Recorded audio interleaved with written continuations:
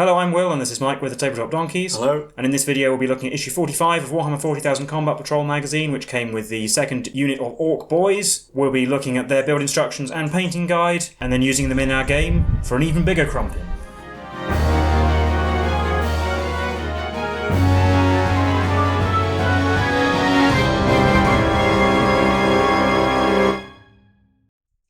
So in the issue we have the build guide, but this is exactly the same as the previous unit of Orks because the models are identical, apart from the boss knob and the special weapon, so I'm only going to focus on those. Although, as you'll see shortly, I did swap a few parts around with mine, a few heads and weapons to make sure the models were not totally identical to the previous unit. The boss knob, instead of the big chopper, has a slugger in his right hand and a power claw in his left, so you just need to use those parts as indicated in the guide.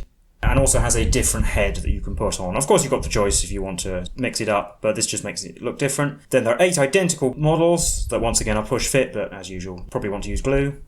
And finally, one model with a rocket launcher instead of a big shooter who just has different arms. But that's then built up already, and then their painting guide is once again exactly the same because it's the same models in the same colours. Starting with black and then applying lead belcher, then green for the skin, red for various details, screamer pink for the mouth, and some wraithbone for teeth and bone details, white for some glyphs and other embellishments, brown for all the leather, and then washing with the same colours as before. But since we got the boys, we have learnt how to base, so if you haven't done your previous unit of boys, you can do them now as well. Just following the instructions we had in the previous issue, using Astro Granite to cover the base, washing it with Nuln Oil, and then dry brushing it with Administratum Grey. So there's the new unit of boys, but both units of 10 should now be looking well on the way to completion. And then the collection article for this second unit, so you can give them a different name and record when you've done certain things with them as usual. Then over the page is their datasheet, which is slightly different because they have different weapons. But I'll let Mike go over that as we head into our game.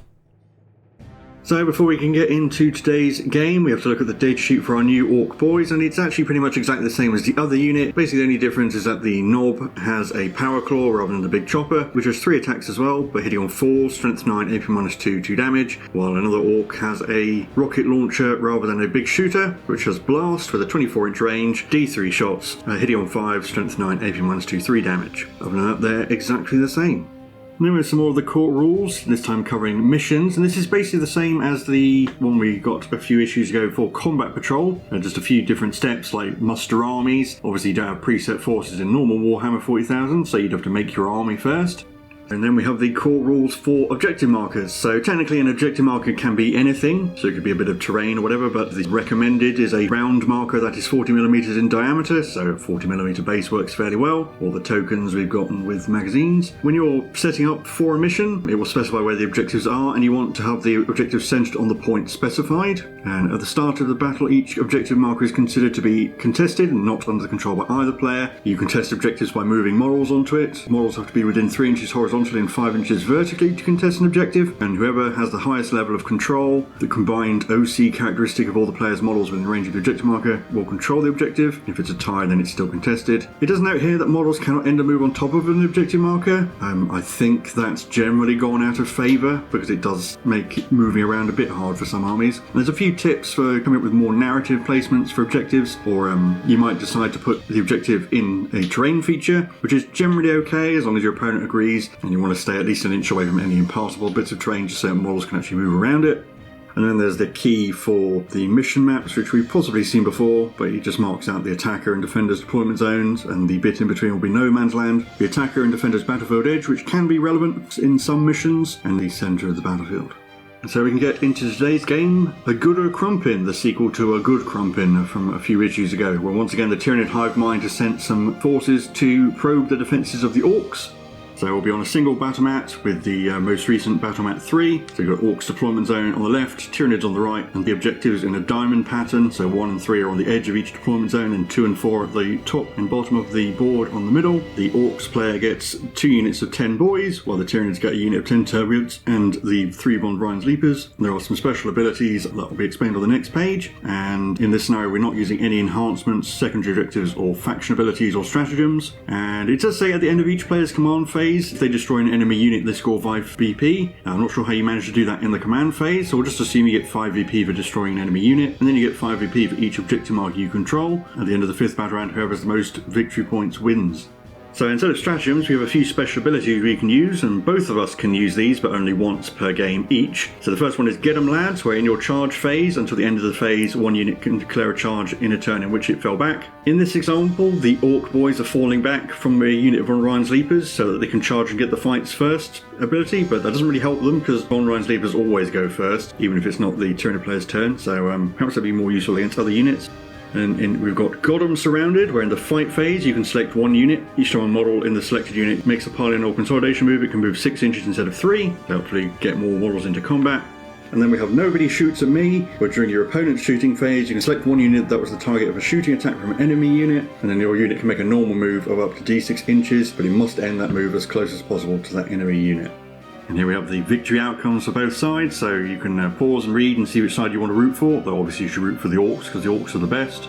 And then it gives you the option to customise the scenario, a bit like a Good Krumpin. I'm not sure if we will bother to do this because we'll obviously see the Orks in action in future games, and we've already seen Ork Boyz against a number of opponents in the previous game. But it does give some suggestions, like the Knob's Power Claw would be good against Terminators, as would the Rocket Launcher to be honest. The Chaos Space Marines are both tough and have a lot of melee weapons and are more heavily armoured, so they could be a good challenge.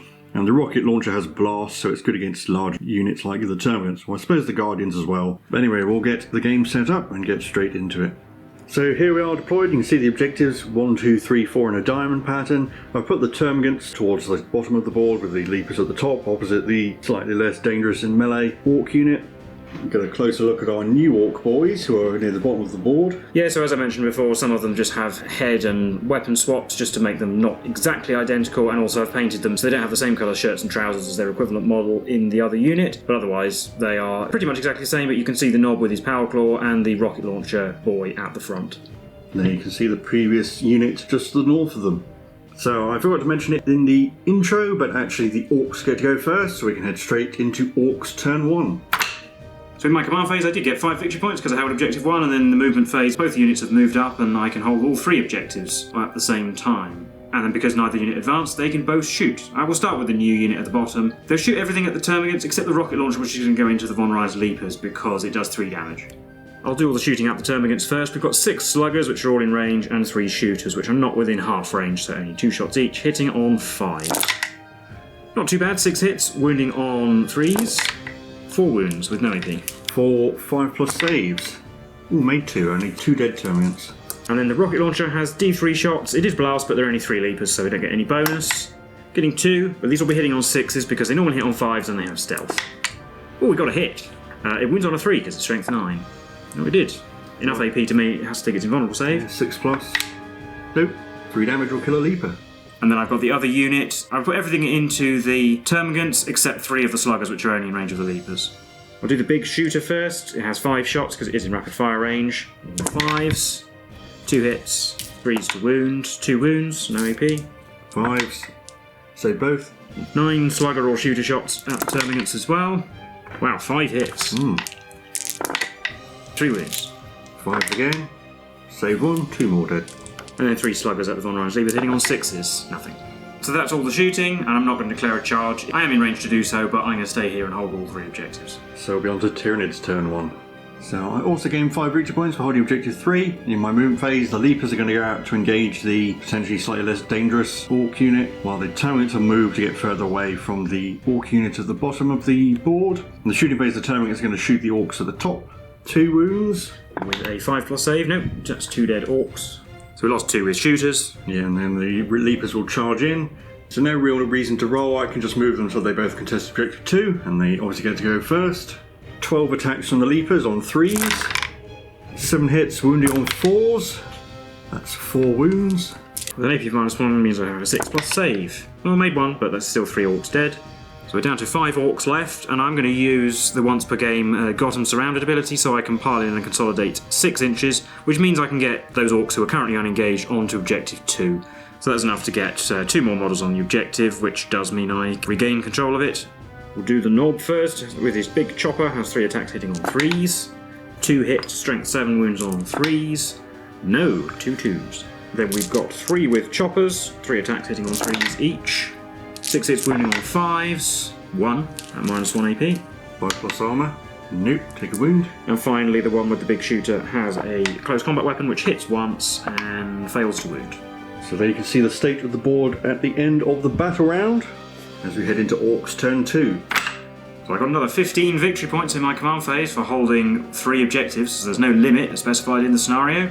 Then the unit of boys that was engaged with the leapers is going to fall back, so that in the charge phase I can use Get 'em Lads and they can still be able to declare a charge. That did cause the Termagants to reactive move, although they only rolled 1. And then the big unit of boys can see where the real fight is, so they're coming over towards the leapers to go and give them a good duffing up. But they'll shoot at them first. We'll start with the rocket launcher. Oh, only one shot, which hits on 6. Nope. The shooters are now within rapid fire range, so it will be a total of 15 shots from various other weapons, hitting on 6s. So that will be, 4 hits. Wounding on 5s though, no. Then I'll declare a charge with both units, as I said, using Get 'em Lads on the smaller unit, but the big one is in with a 9, and then the unit 5 is probably failed with a 5. The smaller unit was actually just about within 6 inches, so a 5 is enough, and then the bigger unit has surrounded the leapers, but the leapers get to go first because they have fights first and they're the defending unit. So 12 attacks from leapers on 3s, 9 hits, wounding on 4s, 5 wounds. 6s, made 2, or I'll just lose all the shooters I think. I'll pick the smaller unit to go. One of them isn't able to pile in far enough to engage the Termagants. Big chopper from the knob. Misses all 3 times. 2 with normal choppers. Get 4 hits and 4 wounds at -1. 6s for Termagants. Made 1, 3 dead. And the big shooter guy gets 1 hit, which fails to wound. Then I've got the big unit fighting back against the leapers. The knob. Power Claw hits on 4s. Because it's a bit harder to use, so it only gets 1 hit. Strength 9 though, so it'll be wounding on 3. No. 15 attacks from normal choppers. 10 hits wounding on 5s. 6 wounds. 6 5+ saves. Made 2, so we've got a leaper left on 1 wound. The rocket launcher guy has 2 attacks, which hit once and fail to wound. Oh, there's still some Termagants left, so they'll hit back on 4s, getting 2 hits.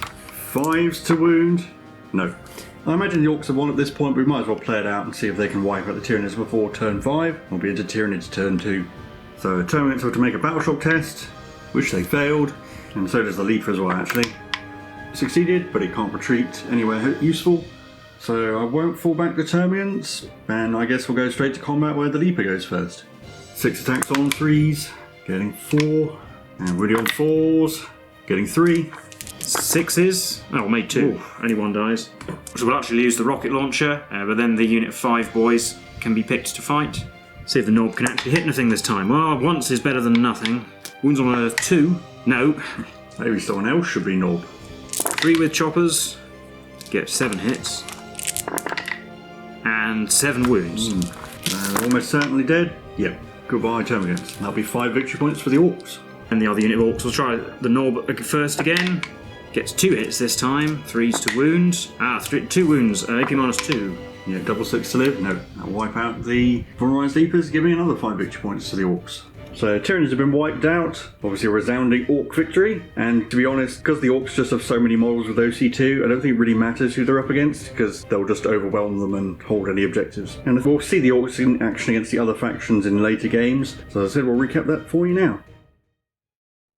So that was the game for issue 45 of Warhammer 40,000 Combat Patrol magazine. How do you think that went? Well, obviously it went pretty well for the Orks. I think going first helped and getting points in the first place, but although the points is how you win that scenario, I think it's unlikely to actually come down to the final score. I think it's more likely that one side's going to be wiped out. I suppose if the Tyranids wipe the Orks out, they might have a higher score than the Tyranids can achieve by the end of the game, but, well, it's a Good Krumpin, so I suppose it's about right, really. Yeah, and I suppose this game does show the sort of green tide aspect of the Orks. They are a bit intimidating when there's so many of them. I suspect it's basically just going to come down to the Orks are basically always going to get 20 victory points by the start of their second turn, and whoever they're against is going to have to wipe them all out to have a chance. For games like this, it's more about showing off the unit, not about balance. That doesn't really matter. And as I said, we've already seen Ork Boys against Termagants and another bunch of enemies. Not sure how interesting it would be to see them against Legionaries or Terminators, which we haven't seen, but we'll see in future games. Basically, it's going to come down to whether the Marines can mow down enough Orks before they get into melee. Yeah, I mean, the Orks aren't actually actually that tough if you do get enough shots on them, because yes, they're toughness 5, but they only have 1 wound each and a 5+ save. So as you can see, the Leapers, especially if I hadn't managed to kill one with a lucky rocket shot, would have probably actually gone through an entire unit. Yeah, you did make some good save rolls though. Yeah, I made a few 6s to save. And the previous time we saw the boards, we had 10 boys against 20 Termagants, whereas here we had double the number of boys, and one of the units was swapped out for the 3 Leapers. Now the Leapers obviously are better than the Termagants, but even so,